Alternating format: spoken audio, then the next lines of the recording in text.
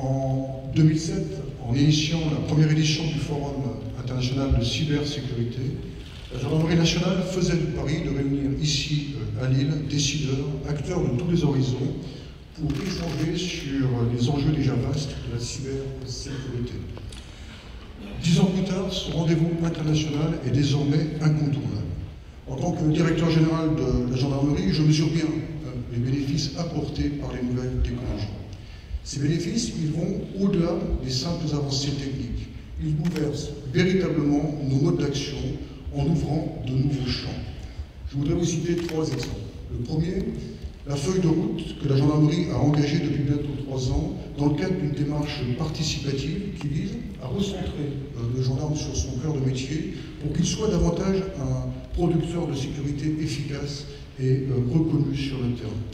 Cette démarche participative d'allègement des tâches, elle se fonde essentiellement sur la démultiplication des nouvelles technologies. Elle s'appuie bien sûr sur l'essor du numérique qui vise à corriger profondément nos processus métiers, nos processus de travail. Et toutes les unités de gendarmerie participent aujourd'hui de manière collaborative en mode projet à la transformation numérique de la gendarmerie. Deuxième dossier, pour évoquer un projet vraiment stratégique qui est au cœur de notre préoccupation d'aujourd'hui, c'est un dossier qu'on appelait Néo-Gendarme, le nouveau gendarme. C'est un dossier qui vise à donner à chacun de nos gendarmes un smartphone, une tablette numérique, équipée de toutes les applications métiers. Ce qui veut dire que demain, le gendarme, en bord de route, il sera capable de conduire son travail en autonomie totale, comme aujourd'hui il le fait depuis la brigade territoriale. Et nous sommes là dans une logique tout à fait nouvelle, qui vise à développer une nouvelle forme de proximité avec la population, une proximité qui s'appuie notamment sur les nouvelles technologies et sur l'outil numérique. Ce projet, c'est un projet qui a pris corps dans le département du Nord. On rejoint ici, Monsieur le Président, la région Nord-Pas-de-Calais-Picardie. Chaque gendarme du mois de septembre est doté de cet outil. Ce projet, nous allons l'étendre à la région Bourgogne dans le courant de l'année 2016. Et j'ai obtenu des budgets pour qu'en 2017, l'ensemble des gendarmes soient équipés de cet outil, qui nous donnera vraiment une dimension stratégique tout à fait extraordinaire. Troisième dossier, le travail que nous faisons sur le Big Data. Ce sont toutes les perspectives qui se dessinent dans l'analyse, l'exploitation de ces données de masse qui nous conduisent, nous, à conduire une action prospective pour voir quels bénéfices on pourrait en tirer, quelle optimisation en faire en termes de maîtrise de l'ensemble de ces données qui pourraient vraiment nous être utiles de manière plus poussée sur les questions de sécurité.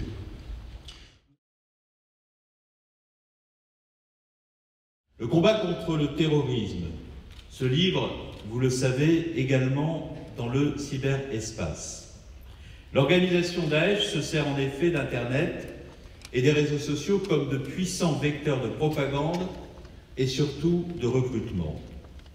Nous savons aujourd'hui que la plupart des néo-djihadistes qui ont rejoint ou qui cherchent à rejoindre la Syrie ou l'Irak se sont radicalisés sur Internet. Le caractère inédit et la force réticulaire de nos ennemis résident dans le croisement, certes fortuit, mais dont ils ont su tirer le meilleur parti, entre 2 phénomènes concomitants.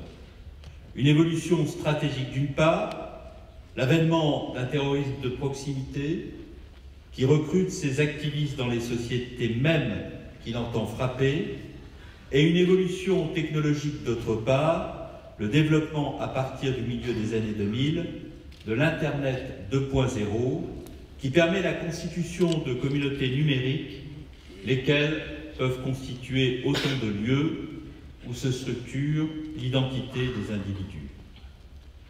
Face à cela, face à cette menace, notre objectif consiste à entraver l'action et la diffusion de la propagande terroriste.